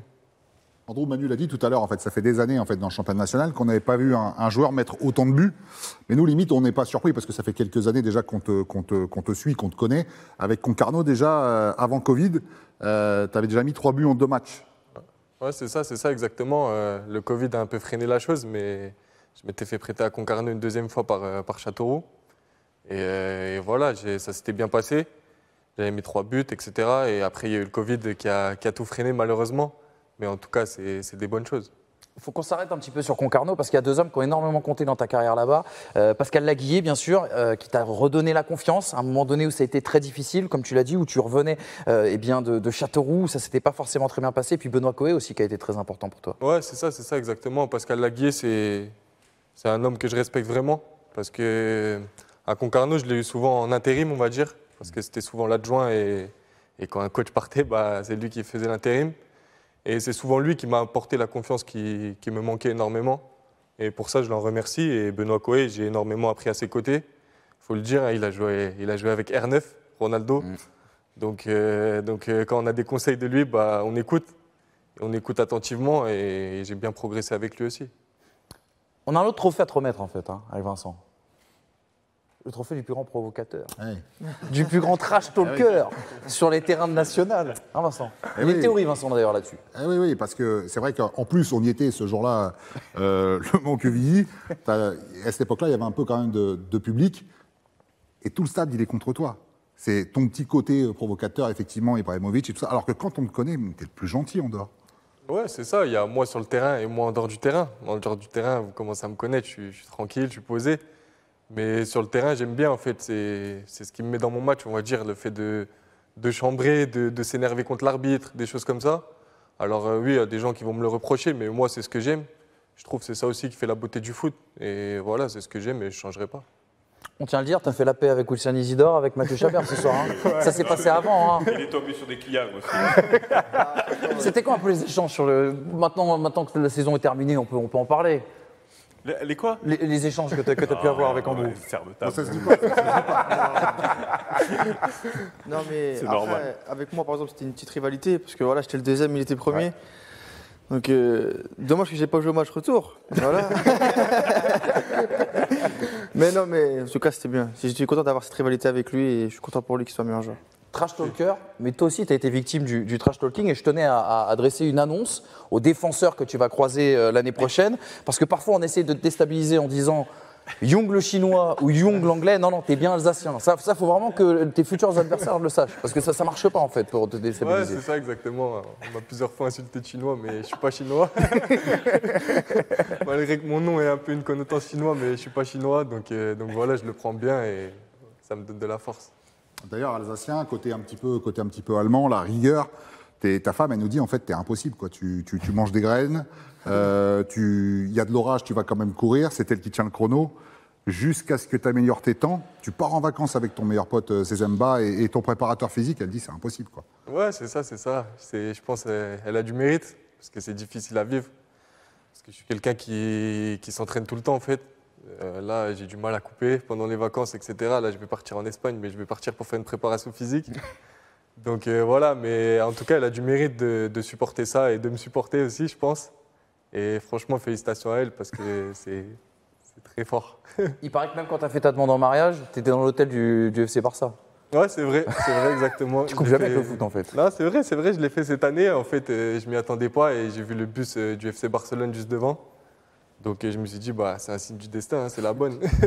et ta chambre, c'était celle d'à côté, c'était celle du président en plus. Ouais, c'est ça, exactement. Dans le même étage, en fait. Dans le même étage, pas exactement à côté, mais dans le même étage. Et ouais, c'était impressionnant en tout cas, c'était impressionnant. T'as les toqués, bien sûr. Non, quand même pas. Quand même pas. On l'a dit, tu es un vrai passionné de foot, Andrew. Tu coupes jamais, bien sûr, avec le ballon.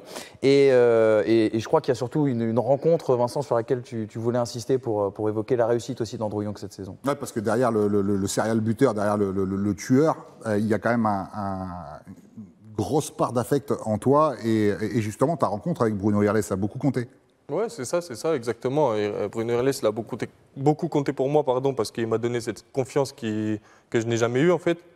Que je n'ai jamais eue. Et c'est ça qui m'a beaucoup apporté. Parce que quand on fait tous les matchs 90 minutes et qu'on joue tous les matchs 90 minutes, qu'on ne sort pas et qu'on enchaîne, à un moment donné, ça paye. Et je pense que pour ça, je peux le remercier.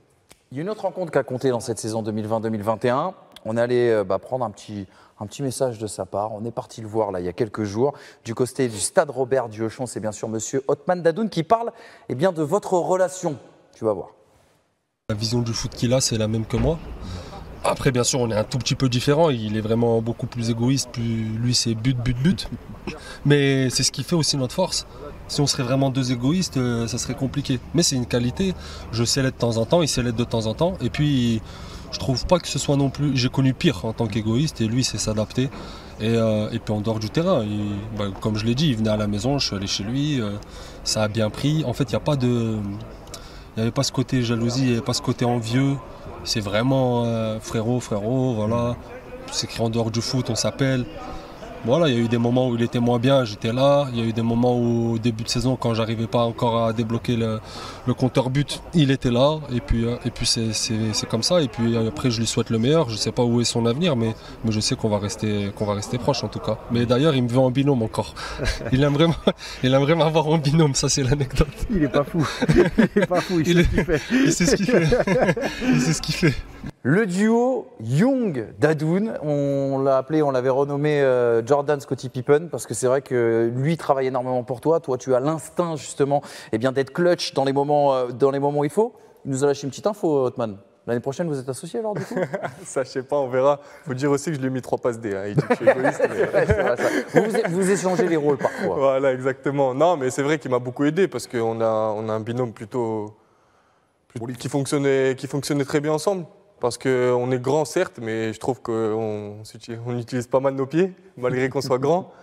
Donc c'est hyper important. On a le même style de jeu, le même profil un peu. Et voilà, on arrive à se comprendre facilement. Il y a les gens en fait, qui connaissent bien Othman Dadoun dans les clubs où il est passé, ou les suiveurs du championnat en fait, disent souvent qu'Othman Dadoun, peu importe l'attaquant et qui il joue, il va toujours le rendre meilleur. Alors évidemment, c'est encore plus facile quand il a déjà quelqu'un de très bon. Ouais, c'est vrai. Dans tous les clubs où il est passé, à chaque fois, par exemple à Villefranche, il était avec Robinet. Robinet, il avait beaucoup marqué aussi. Et c'est vrai que c'est quelqu'un qui crée des espaces, qui court beaucoup. Il court énormément pendant le match. Moi, je cours un petit peu moins.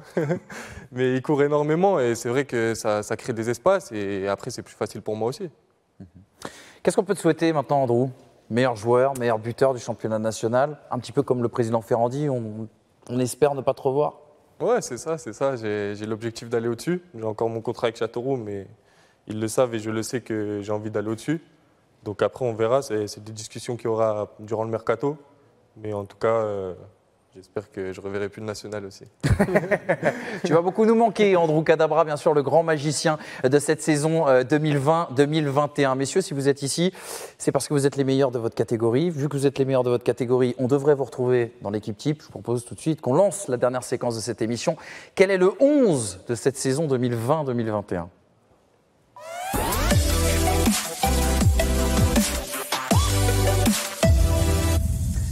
Le suspense est immense, bien évidemment, beaucoup sont chez eux, nous regardent dans l'espoir, bien sûr, d'être dans cette équipe type de cette saison 2020-2021. Alors, on ne va pas faire durer le suspense encore, d'autant qu'on me dit dans l'oreillette qu'on est bien évidemment toujours archi à la bourre, mais ça, c'est tout à fait normal. Il ne fallait pas me donner les clés de cette belle émission. Je vous propose tout de suite le sujet sur l'équipe type de cette saison 2020-2021. Ça vous est présenté par l'excellent François Poulet.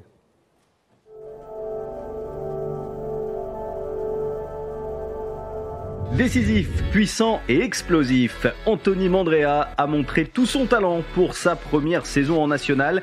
Sur sa ligne ou dans les airs, le franco-algérien nous a offert de somptueuses parades, mais également beaucoup de points à son équipe. Prêté par le SCO au SOC, Mandrea a fait le plein d'expérience en devenant le meilleur gardien du national.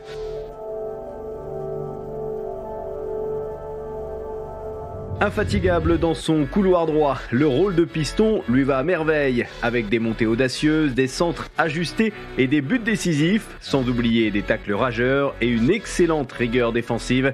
Rémi Bonenfant a été un joueur incontournable de la très belle saison caladoise.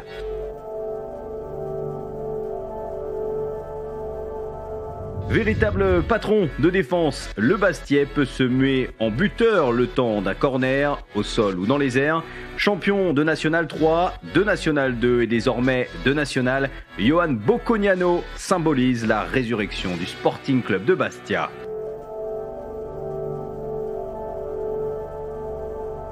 C'est la bonne pioche de l'US Concarneau cette saison. Du physique, de la vitesse et une solidité dans les duels. Peter Wané joue beaucoup dans l'anticipation, avec même quelques buts à la clé cette saison. Le franco-congolais a un bel avenir devant lui.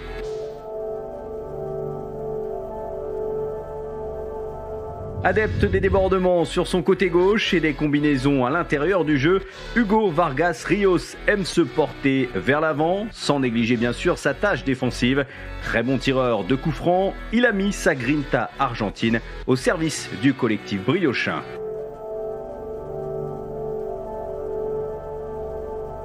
Partout où il passe, il devient rapidement un joueur incontournable de son équipe. Milieu offensif de caractère, Anthony Robic aime se mettre au service du collectif. Doué techniquement, sa vision de jeu et son sens du but lui permettent de délivrer les passes décisives autant que de conclure les actions. Un deuxième champion bastiais dans cette équipe type.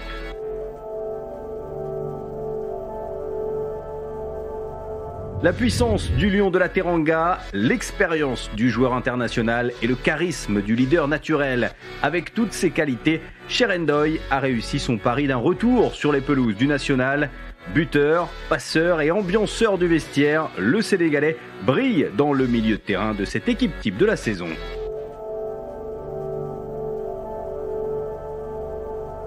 Le talent à l'état pur. À seulement 20 ans, Bilal Brahimi a éclaboussé de son talent ce championnat national cette saison.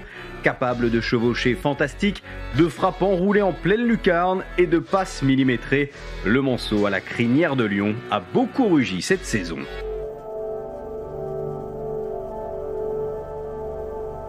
Ses dribbles et ses changements de rythme ont fait des ravages dans les défenses du national, un championnat qu'il découvrait cette saison. Gaëtan Perrin, le meilleur passeur du championnat, a aussi trusté le podium de meilleur buteur.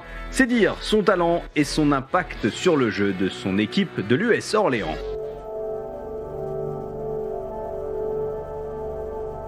Le magicien du national, Andrew Kadabra, a ensorcelé toutes les défenses de ce championnat cette saison. Meilleur buteur, loin devant ses poursuivants, Andrew Young a empilé les buts pour permettre à QRM de monter à l'échelon supérieur. Prêté par Châteauroux, le goléador a allié finesse, puissance et efficacité pour dominer les débats au poste d'avant-centre de cette équipe type.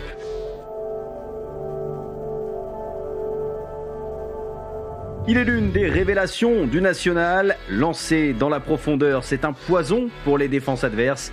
Précis devant le but, à la réception d'un centre ou à la conclusion d'une contre-attaque, Wilson Isidore a fait parler sa vitesse et sa précision sur les pelouses de national. Voilà donc l'équipe type de cette saison 2020-2021 du championnat de national. Une équipe portée vers l'offensive avec énormément de talent, d'expérience et pleine d'audace à l'image du national. Une équipe type, il faut le dire quand même, très offensif. 93 buts ont été inscrits par les 11 joueurs là cumulés. Mathieu, je ne vais pas te demander si cette équipe te plaît pour monter en Ligue 2, mais au moins si tu es mené 2-0 à 5 minutes de la fin, c'est peut-être ce que tu peux tenter. Ouais. Oui, après, bon, il manque quelques joueurs quand même. Ouais, on va les citer, on pourrait.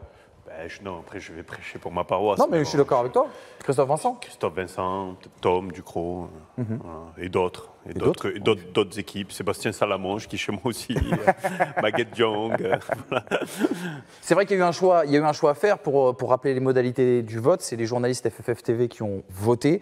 Et c'est vrai qu'au milieu de terrain, Bilal Brahimi, il était impossible de ne pas le mettre dans cette équipe type. Il en va de même, bien évidemment, pour Anthony Robic. Et c'est vrai que les milieux ont été un petit peu sacrifiés. Il faut apporter quand même cette explication, parce que c'est vrai que sur cette équipe, pour tous les entraîneurs qui nous regardent, là, c'est vraiment la recherche du déséquilibre. Oui. Elle est tellement à la recherche du déséquilibre qu'elle est déséquilibrée. Oui, c'est ça. Voilà. Bien sûr, les lauréats vont recevoir ça par la poste. Covid oblige. Le trophée, bien sûr, de l'équipe type 2020-2021. Félicitations, bien sûr, à vous, aux 11 personnes qui ont été nommées dans cette équipe type. Et puis, on vous souhaite surtout un avenir qui soit radieux. Et pour ceux qui ne sont pas dans cette équipe type, qu'ils soient bien sûr rassurés. C'est vrai qu'aussi, ce genre d'élection met en avant beaucoup les joueurs offensifs. C'est parfois aussi la critique vis-à-vis de ce type d'événement. Mais en tout cas, on a respecté les votes à la lettre et ça s'est passé exactement de la manière dont on vous l'a décrit. C'est la fin de ces trophées du National. Merci à tous les 4 déjà. Merci d'avoir été avec nous. On a tout abordé. On n'a rien oublié. Si, moi je peux te faire un bisou à ma mère, c'est tout. Tu fais bien de le dire. On embrasse Madame Isidore, bien évidemment. On embrasse la future Madame Young aussi. Exactement, la future Madame Young. Qui attend un enfant aussi. Donc, voilà. Je n'étais pas au courant. Félicitations, Andrew. Merci. Bravo. Un contrat dans le professionnalisme, bien sûr, le plus beau des contrats pour toi, pour la plus belle des années. Merci beaucoup, Anthony, d'être venu avec nous. T'es un bon client. T'es vraiment un bon client. Et à vous aussi. Le côté chambreur et tout, etc., j'y croyais pas. Vous n'avez rien vu. Mathieu, bon retour à Bastia. Merci. La semaine va être difficile, on le sait, parce qu'il va y avoir des choix, vous en avez parlé. Mais c'est la vie du foot. C'est le métier qui est comme ça.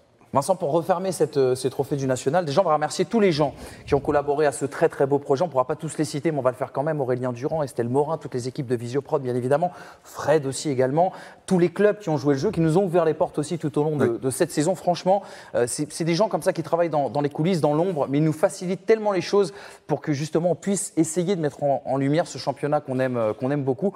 On dit souvent qu'on est des journalistes un peu militants pour le championnat national, ça s'entend parfois dans les commentaires. Merci à vous toutes et tous en tout cas de nous avoir ouvert vos portes et de nous avoir fait confiance et d'avoir permis de travailler en toute bienveillance. Je pense que c'est le qualificatif qui est le plus intéressant et en tout cas nous qui nous touche le plus. Vincent, je pense qu'on va finir sur tous ces trophées du National parce que la saison elle n'est pas tout à fait terminée.